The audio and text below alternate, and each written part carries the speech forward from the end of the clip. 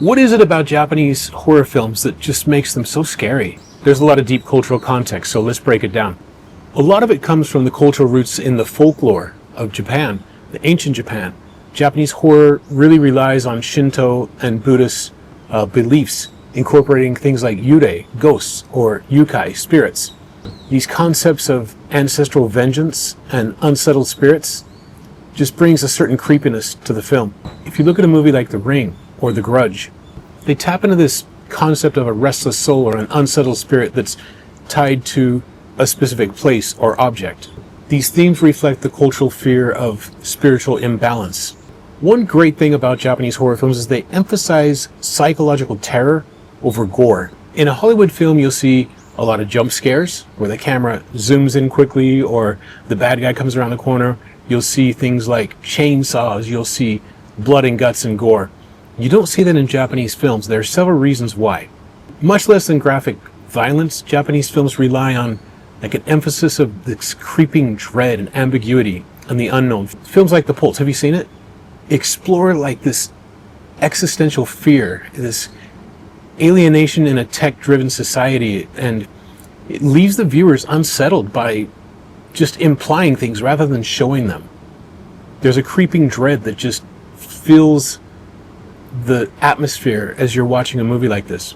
These techniques that the directors use also tend to exploit the viewer's imagination.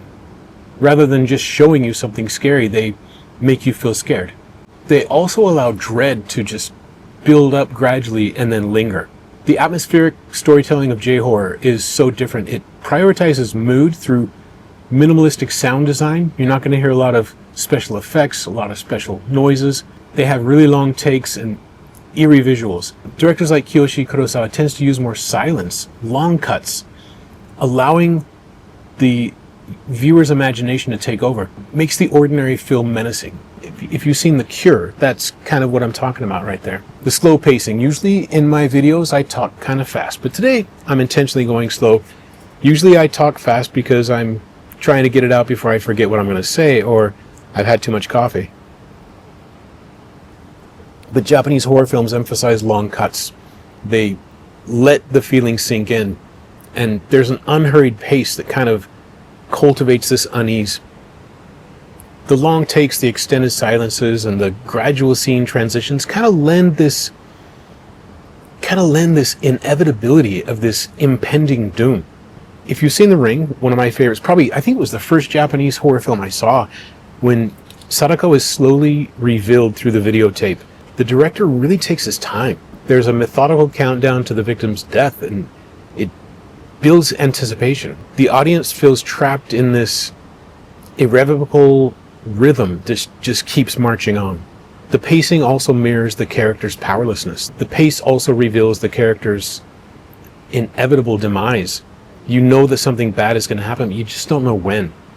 So the audience really feels trapped in this methodical rhythm, this methodical countdown to death. So it amplifies the pressure, giving the story time to breathe.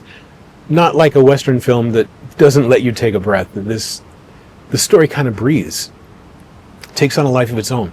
The slow pacing lends to the climax when Sadako comes through the television.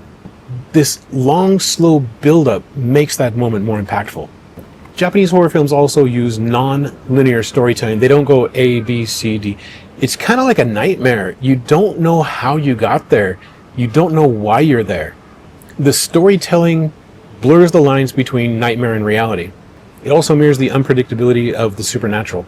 There are also some practical reasons for this. Now, I've given a little thought to this, and the way the Japanese horror film art developed is space is at a premium. If you want to rent a soundstage in Tokyo, it's going to cost you a lot more than it probably would.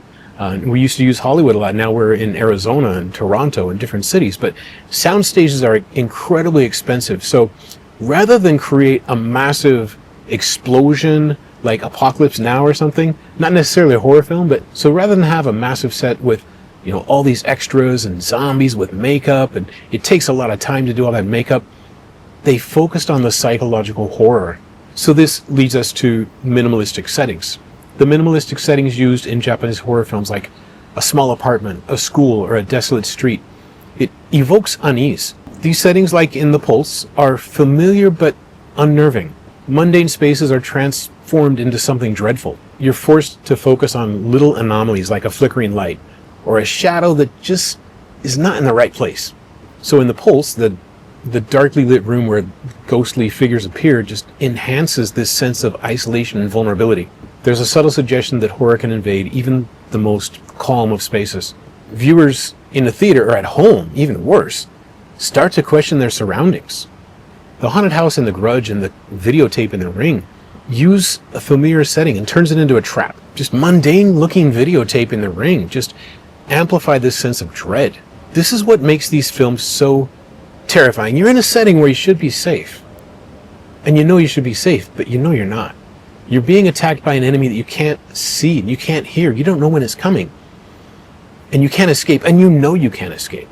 What's with the female antagonist? Is that a social commentary? Is this the power struggle, the battle of the sexes between men and women in Japan? Part of that is true. But it's also using somebody who should be gentle and beautiful and making her scary.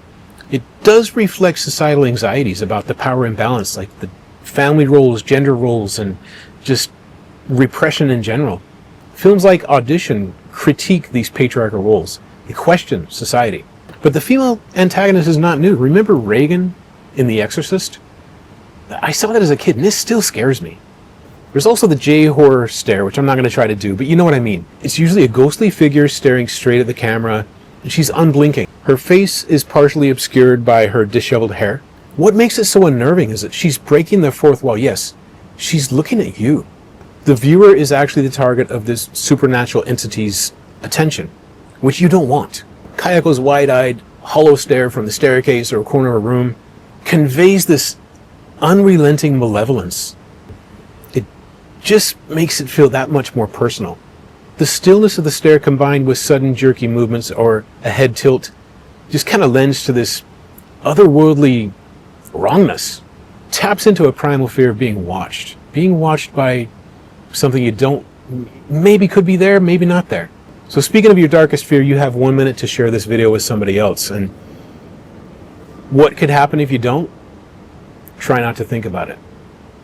Now, what's the global influence of J-horror? We've all seen remakes in the 1990s and 2000s of The Grudge, The Pulse, The Ring. They all became box office smashes. Sometimes they're even bigger than they were in the Japanese market. Why do these films resonate so widely in the West? Well, these universal themes of guilt and technology gone haywire, they just resonate with this supernatural feeling. But their roots in Japanese folklore and the Japanese director's twist is what sets them apart. Let's get to J-horror beyond the screen. Video games. The impact of J-horror is undeniable in games like Silent Hill and Resident Evil. Oof. Speaking of horror, there are like bugs flying around me. I'm getting bit as I'm sitting here. J-horror has become part of Japanese daily life, like fashion, culture. J-horror continues to resonate with audiences worldwide, this demonstrating the universal nature of creeping fear, this fear of the unknown, and this relentless enemy. So a look to the future. You know, losing control of technology is a common theme in J-horror, like the cursed videotape in The Ring. But we've also seen this motif in Western films. It's not totally new. Like all these things I'm talking about, they're not totally unique to Japanese films, but the way they're combined and the cultural spin that's put on them is unique, and that's what makes them so frightening. But we've seen films like The Matrix, where Neo goes to fight these agents after AI has decided to take out all the humans. And we've seen The Terminator, where the machines try to wipe out all the humans, and they send robots to wipe out the remaining humans. But I envision Japanese horror films taking a more personal twist. Like, let's imagine a high school girl. She's not popular, maybe comes from a broken home, maybe even been abused at home.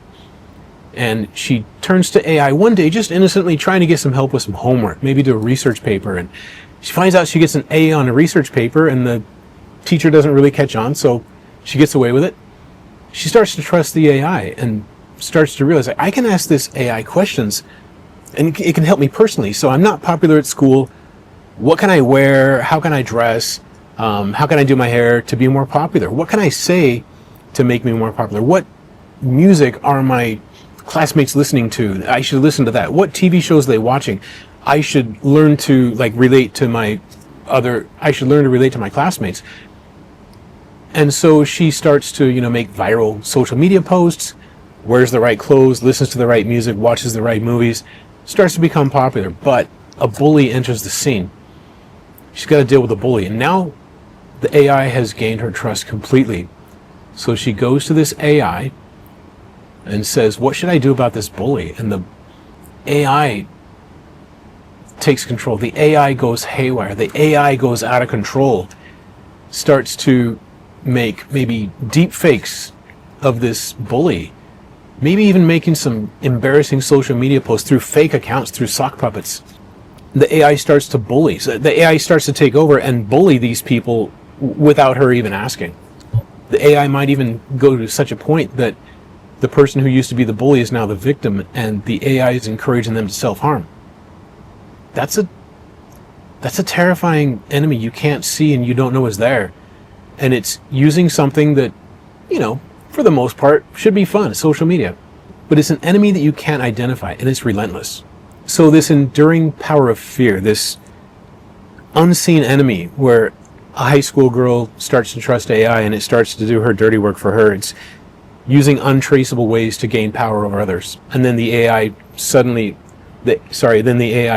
but surely starts to take control. She loses control and she can't stop it. The story I just laid out taps into our deepest, darkest fears. Being embarrassed at school, losing friends, getting canceled on social media. It's very powerful storytelling. I'm sure somebody will make that movie. Like I said, all these elements are not unique to J-horror. There's the female antagonist like Regan in The Exorcist, the house in Amityville Horror, and Poltergeist. But when these elements are combined in a slow burn, this inevitable, relentless, menacing, malevolent force that seeks to destroy and doesn't give up. This is the kind of story that stays with the audience even after the video's over.